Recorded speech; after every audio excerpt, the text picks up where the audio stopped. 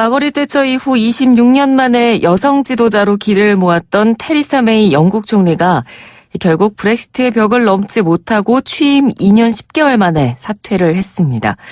이제 관심은 후임 총리 선출 그리고 그에 따른 브렉시트의 운명인데요. 오늘 나우 인터뷰에서는 현재 영국 현지 분위기를 살펴보는 시간 준비했습니다. 영국 런던의 김수정 통신원 전화 연결돼 있습니다. 김수정 통신원님 안녕하세요. 네, 안녕하세요. 런던입니다.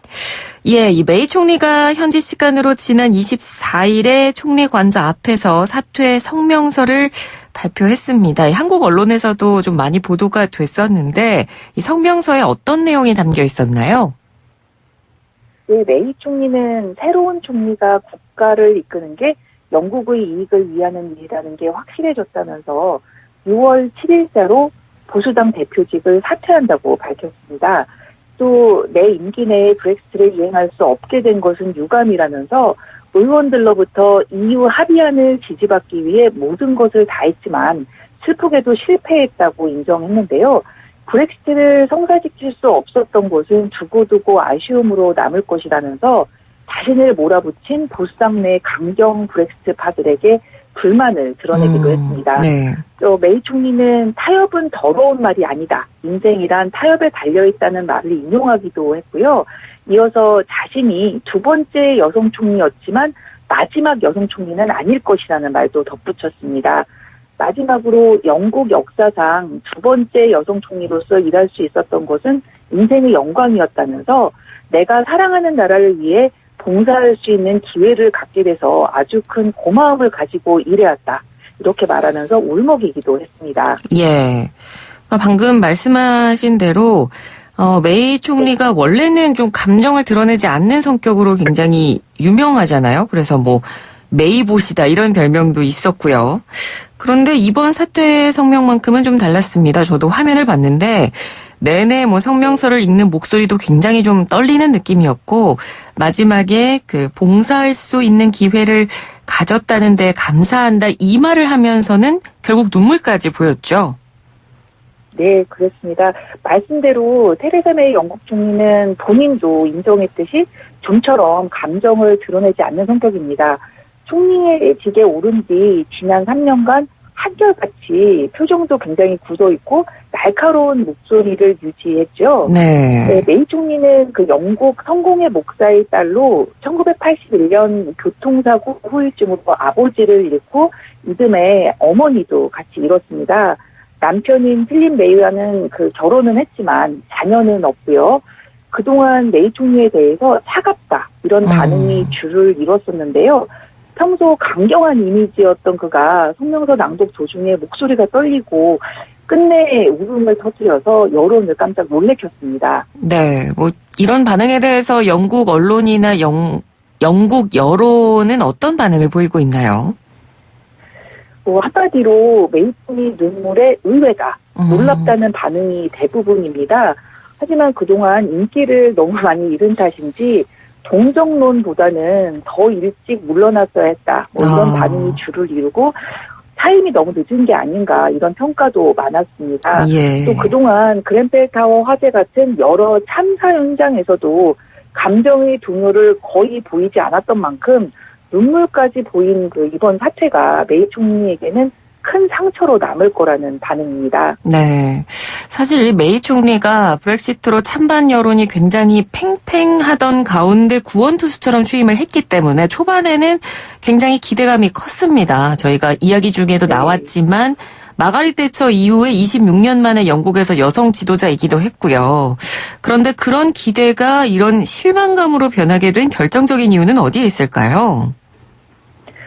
가장 큰 이유로는 그 리더십의 부재가 꼽힙니다. 예. 메이 총리는 재임 기간 내내 EU와 완전히 결별하기를 원하는 하드 브렉시트와 EU 탈퇴에 따른 혼란을 최소화하기를 원하는 소프트 브렉시트 지지자 사이에서 좀 갈팡질팡하면서 자신에게 기대됐던 리더십을 제대로 보여주지 못했는데요.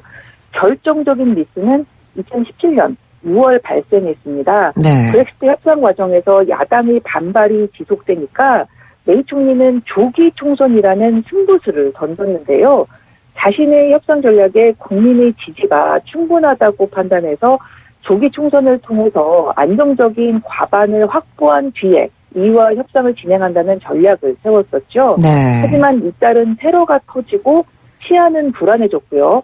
공공서비스 같은 그 복지가 축소되면서 지지가 약해졌고 과반 달성에 실패했습니다. 결국 북아일랜드 기반의 소수 정당인 민주연합당과의 사실상의 연정에 힘입어서 겨우 정권을 유지하는 수모를 겪었습니다. 예.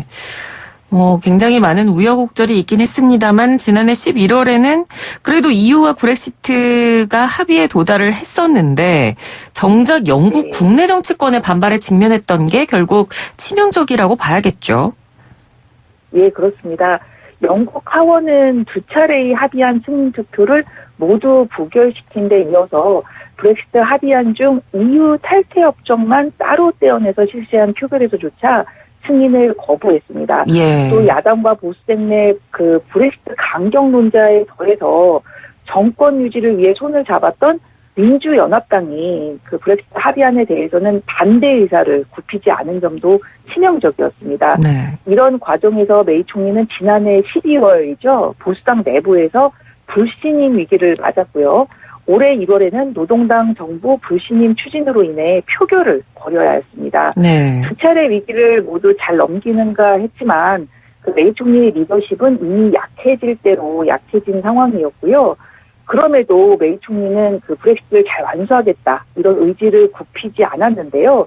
하지만 EU 탈퇴 협정 법안 공개가 마지막 결정차가 됐습니다.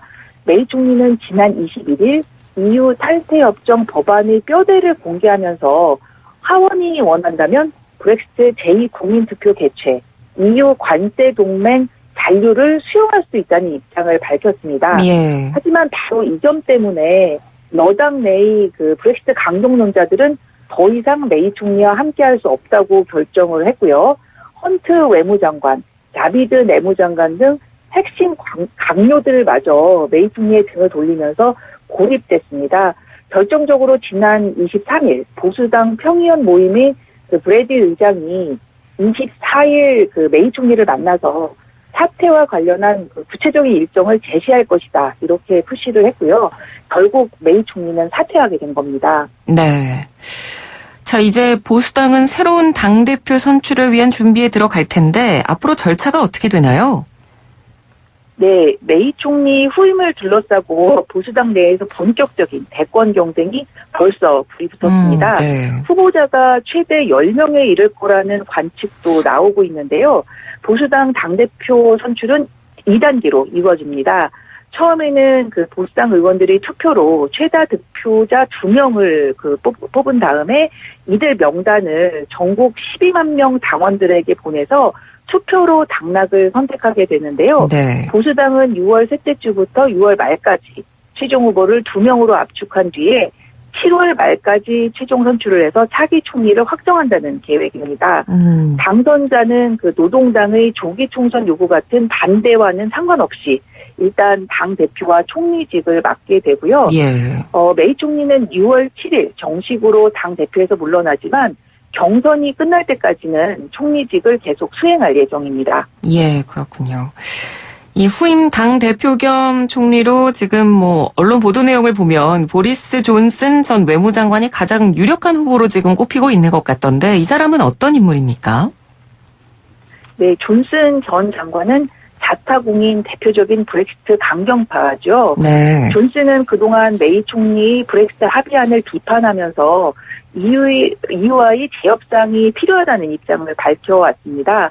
또 영국이 아무런 협정을 맺지 못하고 EU와 결별하는 노딜 브렉시트도 불사하고 브렉시트 이행 기한인 10월 31일을 기해서 반드시 브렉시트를 단행하겠다라고 의견을 밝히기도 했는데요.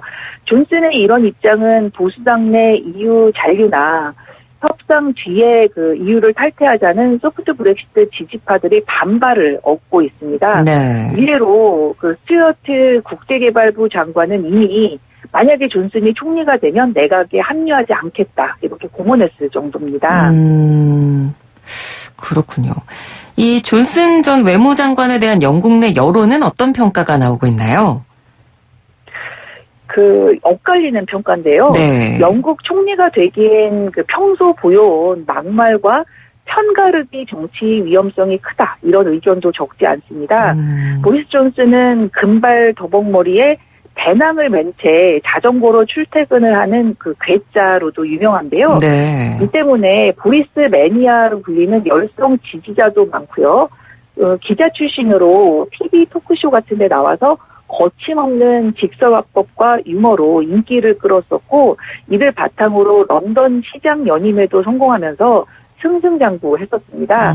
하지만 오마바 전 미국 대통령을 가리켜서 부분적으로는 케냐 대통령이다, 이런 비난을 하기도 했고요. 예. 부르카를 입은 무슬림 여성의 모습을 우체통 같다, 은행 강도 같다, 이렇게 묘사하는 등 인종이나 종교 차별적인 망언을 여러 번 해서 자주 논란에 휩싸였었습니다. 네. 총리가 되기에는 너무 막갑하다, 이런 의견과 화끈하고 추진력 있다는 평가가 엇갈리고 있습니다. 네, 총리가 누가 되느냐는 앞으로도 지켜봐야겠지만 어쨌든 이런 인물이 좀 앞으로 주목받고 있다, 가장 유력한 후보로 떠오르고 있다라는 건 어쨌든 브렉시트 강경파에 좀 힘이 실리는 모습인 것 같고요. 그렇기 때문에 결국은 영국이 아무런 합의 없이 유럽연합을 탈퇴하는 노딜 브렉시트 가능성도 덩달아 높아질 것이다라는 우려까지 나오고 있는데, 이와 관련해서 영국 내 분위기는 어떤가요?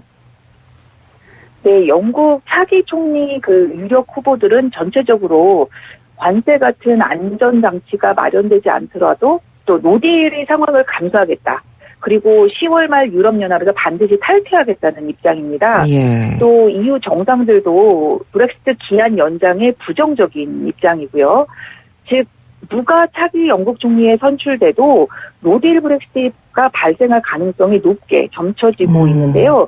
영국 재계나 특히 제조업체들은 이 불확실성이 높아지는 것에 대해 매우 우려하고 있습니다.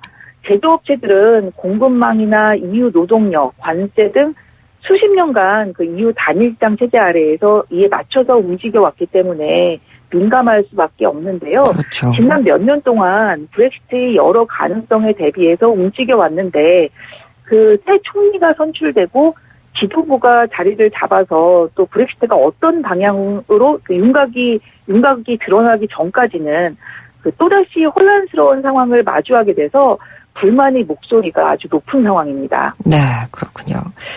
네, 오늘 말씀 잘 들었습니다. 고맙습니다. 네, 감사합니다. 네, 지금까지 영국 런던 현지 김수정 통신원과 함께 이야기 나눴습니다. 1부는 여기서 마치고요. 잠시 뒤 2부 이어가도록 하겠습니다.